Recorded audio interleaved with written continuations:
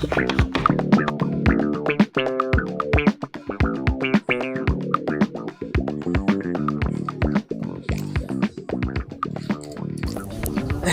Hello. Hello. So, ano yung pag-uusapan natin ngayon? So, our topic for today ay um, accountability in business for peaceful society. Accountability in business for Mm-mm. peaceful society. Tama. So, ano muna, bago tayo magbigay ng insight sa buong topic natin, himay-himayin muna natin siya. Sige, So, sige. mag-start tayo sa accountability. Accountability. Mm-mm. Ano So, ba yung accountability for you? In general muna. okay. So, para sa akin, accountability means being responsible. Their actions, their decisions. Gagampanan mo yung mga bagay na ginagawa mo, sinasabi mo. And kung ano yung maging consequences, papanagutan mo yung lahat. For me, that is accountability. Yan. So, And- ikaw, para sa'yo, ano yung accountability? Ganun din sagot ko. And more on willing kang harapin yung consequences na nagawa, yung consequences ng actions mo na yun. Hindi mo siya, pag, for example, nagkamali ka, and then, hayaan mo lang siya. Hahayaan mo yung iba na mag-take ng consequences dun sa ginawa mo. So, hindi yun accountability. Accountability, haharapin mo yung i-overcome mo yung Tama. yung actions mo na maling actions na nagawa mo. So in business, ganun din. Ganun din sa business. Ganun din sa business. Paano natin ma-apply yung pagiging accountable natin as a person, as a employer, employee, consumer sa business? Like, saan aspect? Ano yung importance nito? Pwedeng di ba accountability in business? For example, nag-advertise ka ng ng product mo and saying that it's good, or for example, nakalagay sa packaging na ganun kalaki or ganun ka ganun ka colorful. Dapat ganun din yung ibibigay mong product or service sa customers mo to prove that your business has an accountability. Tama.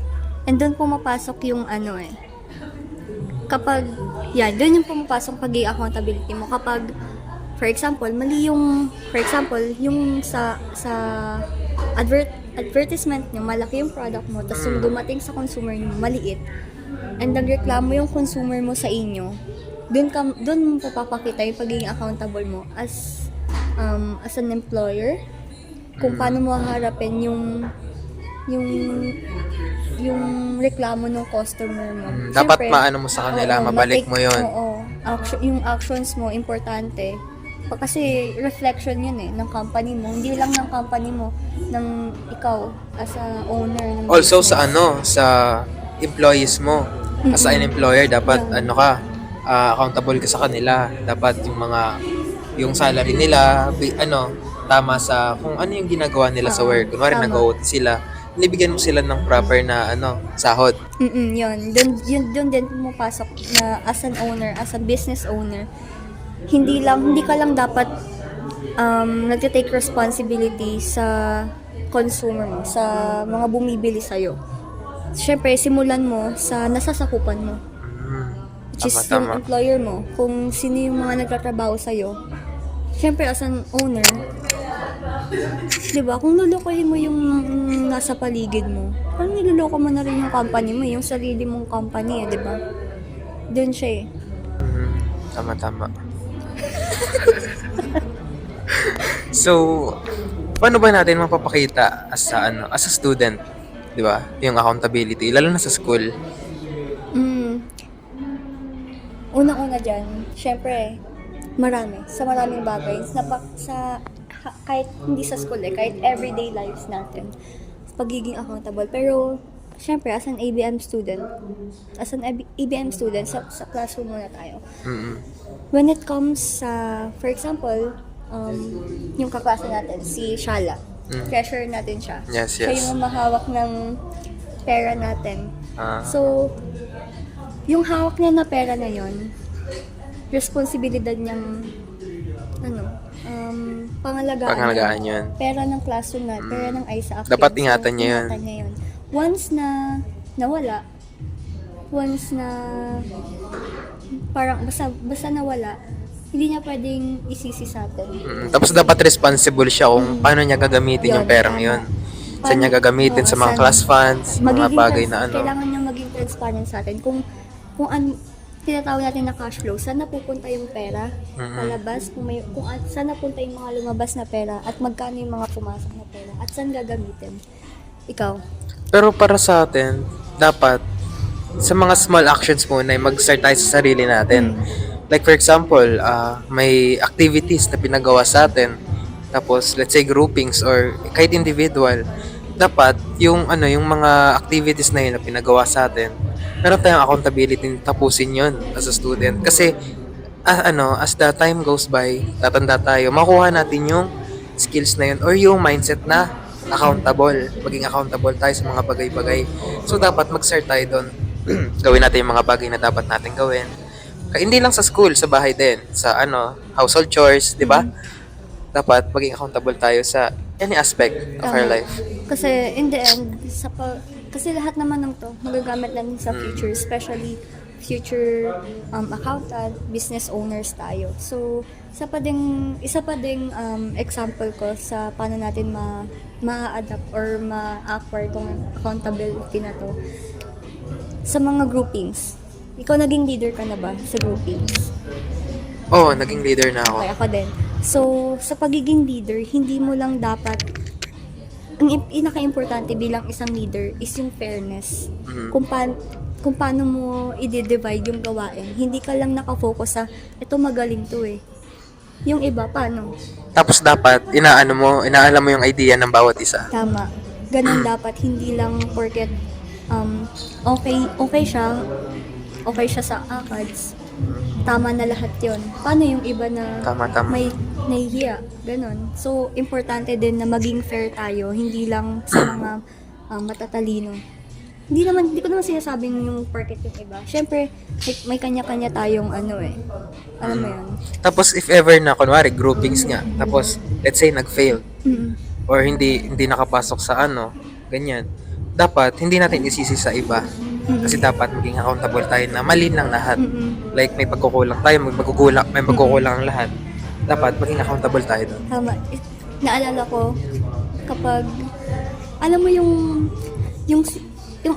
for example, meron tayong presentation, nakakuha tayo ng low score. Tapos, Hindi naman sa isisisi mo sa isa, 'di ba? Syempre, kasalanan lalo na kapag yung mabilisang lang. Kasi kinram lang. Sanay tayo diyan sa tama. mga kinram na Pero hindi naman siya pero hindi mo lang dapat kasi isisisi sa isa eh. Kasi as a group yan eh. As a group kayong nagwo-work. So, syempre, as a leader din, kailangan mong i-maintain yung ka-group mo. Tama. So, how peaceful it is kung isipin natin lahat ng tao, accountable. Oo. Lalo na yung mga government officials dyan. Imagine kung sila, accountable sila, transparent sila sa atin, fair sila. Gano'n na-counted yung Pilipinas. Diba? And, Kasi sobrang corrupt nila eh, di ba? Imbis na mapunta sa atin, sa taong bayan, kinukupit nila. tama. Isa din tsaka, kung iisipin mo, kapag walang nangyayaring fairness, walang nangyayaring transparency, wala yung justice sa mga Pilipino, tingnan mo nangyayari, parang nagkakagulo eh. Kahit Walang peace. walang peace na nangyayari. Especially na dapat nagkakaisa sa ganitong sitwasyon, dapat nagkakaisa talaga yung mga naaapektuhan ng mga ginagawa ng nasa taas. Kasi ang pinaka diyan is yung nakakataas. So, syempre, dapat natin na maintindihan yung gantong bagay kasi student tayo eh. Hindi natin maiiwasan na paglaki natin, future yung pinag-uusapan natin dito eh. Future natin. And marami tayong pwedeng ma-contribute habang bata pa lang Tama. tayo.